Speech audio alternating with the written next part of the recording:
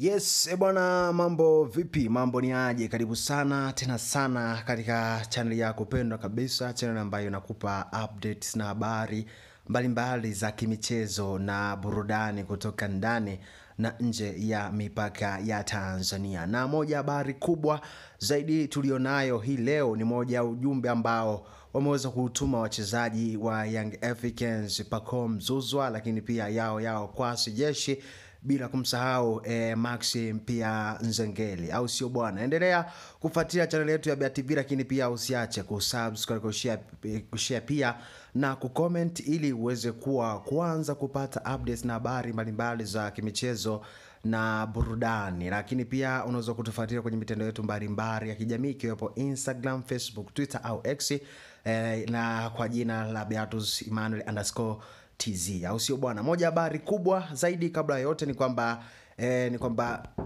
kwamba Azam FC wamerejea tena upya kwa Mudathiri Yahya Abbas.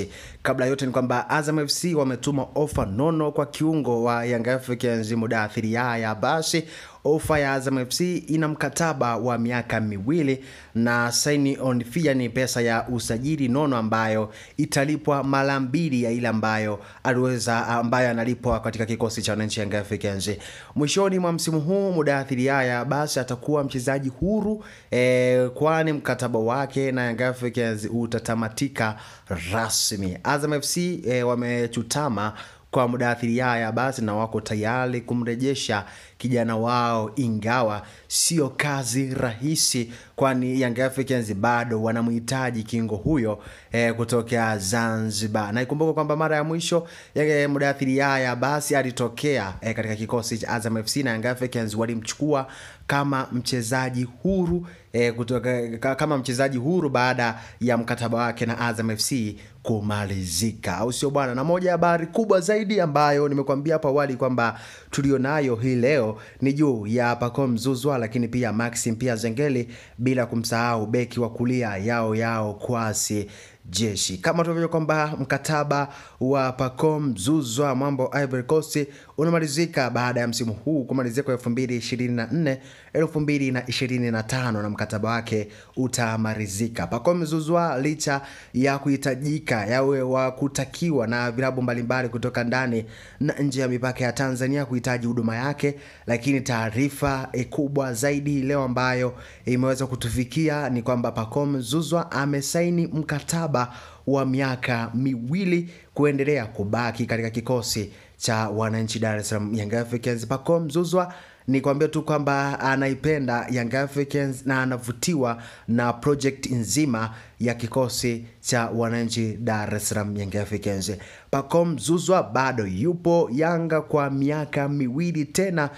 Shida kwa mabeki wa NBC Premier League iko pale pale. Mwamba wa Ivory Coast, mwamba kutoka Cote d'Ivoire, baada ya tetesi nyingi pita na kumzungumzia kwamba Pacome Zouzoua atatua katika kikosi cha mnyama Simba Sport Club, Pacome Zouzoua atatua Kaizer Chiefs, Pacome Zouzoua atatua Wydad Casablanca, lakini nikwambie tu kwamba Pacome Zouzoua amesaini mkataba wa miaka miwili kuendelea kubaki katika kikosi cha wananchi Young Africans. Na nikwambie tu kwamba baada ya kusaini mkataba huu kwa mkataba wa miaka miwili, mkataba wake utamalizika 2020 msimu 2027, ina maana ni mkataba wa miaka miwili. Na mchezaji mwingine ambaye anafuata kusaini mkataba katika kikosi cha wananchi Dar es Salaam Young Africans, licha ya mchezaji huyo kuzungumziwa na vilabu mbalimbali ikiwemo Simba Sport Club, nao walikuwa wakipambana kuhitaji huduma yake, lakini pia Azam FC nao walikuwa wakipambana kuhitaji huduma yake, na huyo sio mwingine ni Maxim pia Nzengeli. The next is Maxim pia Nzengeli. Maxim pia Nzengeli ambaye naye pia mkataba wake unamalizika mwishoni mwa msimu huu, lakini kwa taarifa zilizopo ni kwamba mwamba huyo atasaini naye mkataba wa miaka miwili kuendelea kubaki katika kikosi cha wananchi Dar es Salaam Young Africans.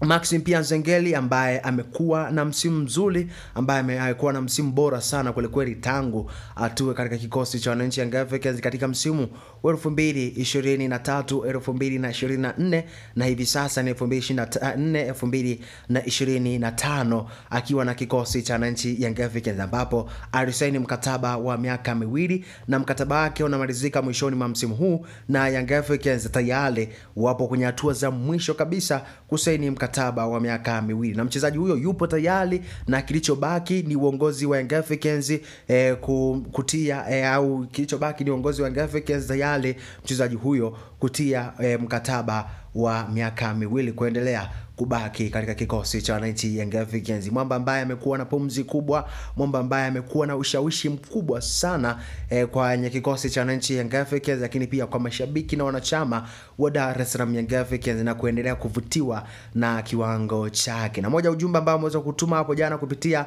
ukurasa wake wa Instagram, alisema kwamba Yanga daima mbele nyuma mwiko, na maana bado yupo tayari kuendelea kubaki katika kikosi cha wananchi Dar es Salaam Young Africans. Lakini moja mchezaji mwingine ambaye hivi sasa anatajwa ni kwamba bado Young Africans wapo kwenye uangalizi juu ya mchezaji huyu ambaye anaitwa Yao Kwasi Jeshi, beki wa kulia, kuendelea kama wakiendelea kushawishi, kama akiendelea kuwa vizuri au kama atatengamaa kutokana na majeraha ambayo yanazidi kumwandama kutokana na mchezaji huyo kuwa na majeraha ya mara kwa mara.